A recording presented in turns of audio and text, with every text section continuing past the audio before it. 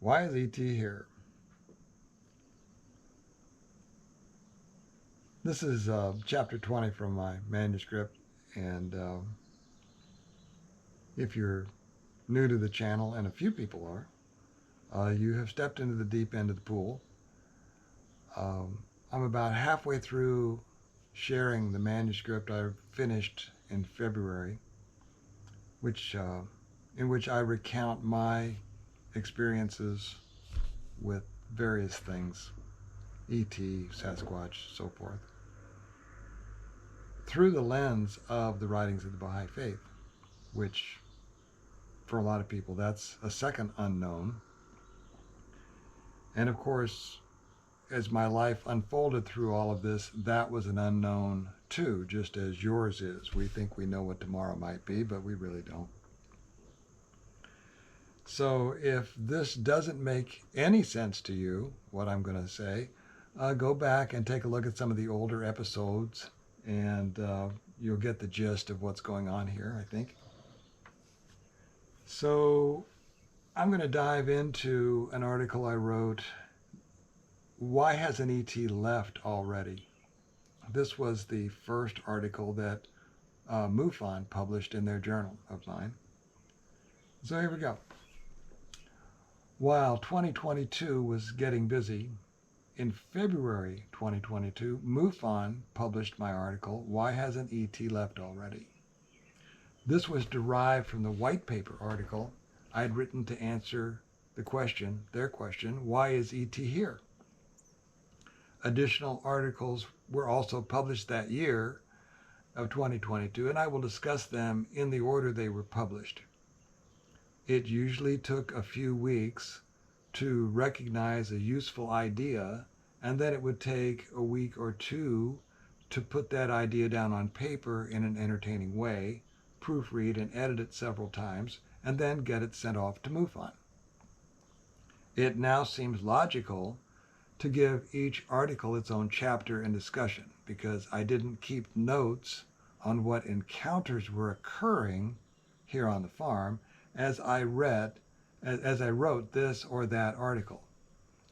I will discuss the articles rather than reprinting them in full, just to steer clear of any possible copyright questions vis-a-vis my favorite journal, even though in every case I am the author. Also, as I have previously mentioned, I was unaware that a review office of the National Spiritual Assembly even existed at that time, so my bad. This manuscript, which I'm reading to you from now, has been submitted to that office for their review to try to right that particular ship, and their review concerns whether or not it is published in print, on paper, not whether or not I read it to you on a YouTube channel, as far as I'm able to tell. So, I began the article this way, quote, once again I find myself, metaphorically, in a candle-lit antechamber, far from the main reading room of a little-known mystical religion, with piles of parchment strewn across my table. I am looking for references that might answer one of the most popular questions that MUFON receives, namely, why is ET here? I surmise that they are not here to take over. The interstellar code, and that was the first article, I think, discussed previously, would prevent that. Our experience with ET also suggests that the disparity in the relative levels of technology would allow them to do as they please if their intentions were colonial or worse. I did start with this warning, quote, O ye peoples of the world, know verily that an unforeseen calamity followeth you, and grievous retribution awaiteth you. And when the appointed hour is come, there shall suddenly appear that which shall cause the limbs of mankind to quake. Looking back now, I notice this verse uses the term mankind, which, as I will try to establish later, does not always limit itself to humans. Given the discord in North American culture wars, I followed it with this quote, The evidences of discord and malice are apparent everywhere, though all were made for harmony and union. And I said this, quote, "This reminds me of the waves of the culture wars crashing on the virtual beach just down the Pixel mountainside from here. Maybe I should be asking, why is ET still hanging around at all? If the world is just doom and gloom, why are any of us here?" I think that is an important question, one that many people don't think anyone can answer. The trope of some seeker climbing to a mountaintop cave to ask some sage about the meaning of life comes to mind. For Baha'is, the answer is recited in the short obligatory prayer, also called the noonday prayer, when it says, quote, "I bear witness, O my God, that thou hast created me to know thee and to worship thee." Unquote. A very large part of our purpose is to know and worship God, so the Baha'is believe. Quote, "Carrying forward an ever-advancing civilization," unquote, pretty much completes the purpose of life. See, that wasn't too hard. The obvious question is, I thought you mentioned that God is unknowable. Well, that is also true. How can we reconcile such a dilemma? That is the role of the messenger. The messengers, plural, allow us to understand God indirectly through his message. This book is not about that, so I leave that to your own research if you are interested in that sort of thing. May I recommend Baha'i.org/library online, or find the Baha'is near you if you want to know what they think. Moving on. I knocked over my straw man in the following way, quote, from the article. "Then I noticed a ray of light from the high window falling onto a parchment in the middle of the table, and read this: If man did not exist, the universe would be without result. For the purpose of existence is the revelation of divine perfections." Please note that we are being assailed with more reasons for existence itself. Also, it refers to man, not just humans. I humbly suggested, perhaps we aren't the unwanted offspring of a broken world after all. It sounds like we are the reason for the party. The passage continues, and this is a really good one, quote, "We cannot say then that there was a time when man was not. At most, we can say there was a time when this earth did not exist, and at the beginning man was not present upon it," unquote. In the article, I noted that this raises questions beyond the scope of this article that will be researched further. The issues raised include that man existed before the earth came into being. Think of that. The writings are probably not referring to Homo sapiens, are they?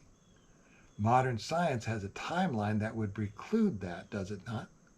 I suppose I included that line in the article because it sets up issues for future articles as if foreshadowing things to come. To bring us back on track, I ask this question: could the process of revealing divine perfections explain ET looking over our shoulders all these years, especially now? But still, the quantum shift in the traditional timeline suggested by the previous quote led to the next verse, which is this one. Briefly, there were many universal cycles preceding this one in which we are living. They were consummated, completed, and their traces obliterated. The divine and creative purpose in them was the evolution of spiritual man, just as it is in this cycle. The circle of existence is the same circle. It returns. The tree of life has ever borne the same heavenly fruit. I can't help but hope that Graham Hancock has at least heard of this idea and these writings. See, that's part of the whole reason I'm doing this.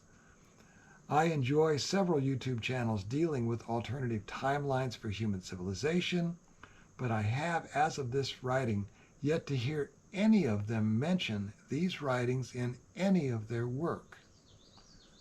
Why should they? Well, this particular faith, the Baha'i Faith, is the second most widespread religion in the world. It's very small, but it's like MUFON. It punches way above its weight. You would think that some of these people would have heard of these writings. Anyway, that's my job. In the article, I offer the reader this question. Would any intelligent being traverse trillions of miles of space and establish an ongoing presence in a distant solar system to witness the trivial or mundane or Groundhog Day? I would say probably not. So is there something important about right now that I am missing? My conclusion from the writings is yes, and here's why. And you may have been missing it too. So if you don't know why ET would want to be here now, this is what the writings, I think, suggest that would be a pretty good reason. Quote, the human race as a distinct organic unit has passed through evolutionary stages analogous to the stages of infancy and childhood in the lives of its individual members, and is now in the culminating period of its turbulent adolescence, approaching its long-awaited coming of age. A candid acknowledgement that prejudice, war, and exploitation have been the expression of immature stages in a vast historical process, and that the human race is today experiencing the unavoidable tumult which marks its collective coming of age is not a reason for despair, but a prerequisite to undertaking the stupendous enterprise of building a peaceful world. Given the state of mankind's collective mental health at the moment, let me just emphasize this. Its collective coming of age is not a reason for despair, though anyone unaware of the bigger picture might certainly be forgiving for looking at the glass as half empty. I suggest in that article, however, that the earth is on its way to somewhere and becoming something because of this quote.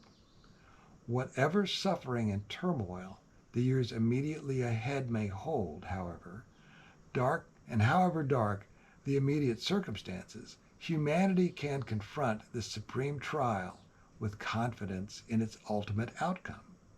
Far from signalizing the end of civilization, the convulsive changes towards which humanity is being ever more rapidly impelled will serve to release the potentialities inherent in the station of man and reveal the full measure of his destiny on earth, the innate excellence of his reality. Sounds like E.T. is waiting for us to do something we have never done before in this cycle, which is this. The folly and tumult of strife that have since the dawn of history blackened the annals of mankind will have been finally transmuted into the wisdom and tranquility of an undisturbed, a universal and lasting peace, in which the discord and separation of the children of men will have given way to the worldwide reconciliation. This recurring theme of coming of age is not only comforting, but it describes a unique time. It explains why our interstellar audience hasn't left the theater. Why? Because we are just getting to the good part. I concluded the article by suggesting that E.T. may well be riveted to the car chase of this particular virtual reality action movie or cycle, and the hero, us, is just about to engage in the climactic knuckle duster with the villain, also us, which we will win only by becoming the adult in the room. E.T. can't look away. Our collective character arc is reaching its climax. According to the obscure passages discovered so far, if E.T. isn't leaving, they better fasten their seatbelts. It's going to be a bumpy ride. What I like about this coming of age idea is that it suggests that extraterrestrials may not be here for any of the reasons most people presume. Unless someone is aware of the writings, they lack the perspective to even imagine such a thing as I have just suggested here. And that is why I'm writing this book. It may help someone, maybe you, to ask better questions. These days, lots of people are talking about the need to do your own research. The trouble with that is most people can't find a disinterested third party to offer an unbiased opinion in a politically, economically, and socially divided world. The writings help fill that information vacuum, do they not?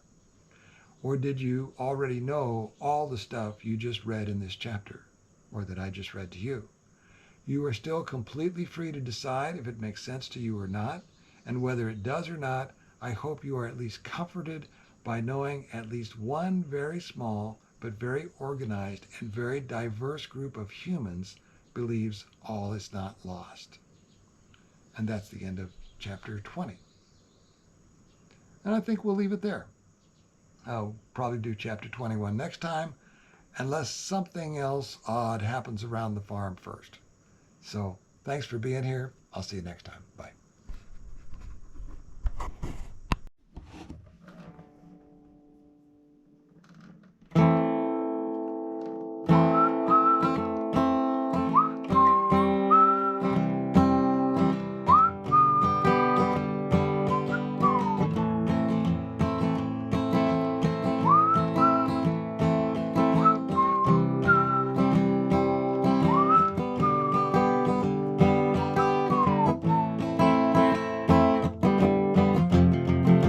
Nothing can be taken